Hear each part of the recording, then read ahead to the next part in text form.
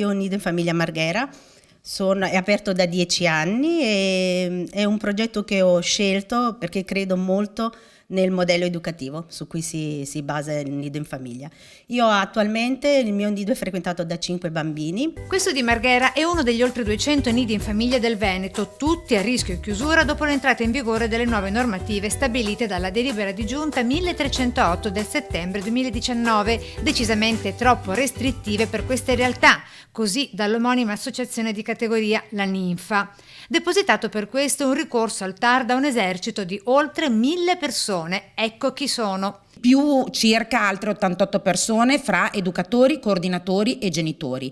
Dietro però hanno sostenuto questo ricorso circa 1500 persone fra appunto educatori, coordinatori e genitori interessando tutte le province della regione del Veneto. Ma cosa prevede nel dettaglio la nuova delibera regionale? Questi asili, per i quali si paga per bimbo una retta mensile che va dai 400 ai 500 euro, si trovano spesso in un appartamento presso famiglie private. Qualora ad esempio il naturale schiamazzo dei bimbi dovesse dar fastidio a qualcuno dei condomini, l'assemblea di condominio si dichiarasse contraria con delibera all'attività del nido svolta nel palazzo, il nido chiuderebbe.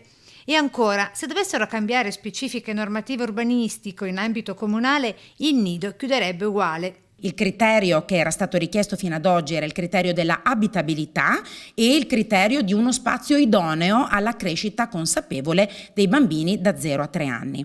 E con l'introduzione invece di queste normative più restringenti si va quasi ad equiparare il nido in famiglia, che è nido in casa, con i nidi invece quelli tradizionali, ordinari. Da qui la richiesta di un confronto direttamente con la regione. A intavolare un qualche discorso con l'assessore competente ed eventualmente anche con il governatore Zaia.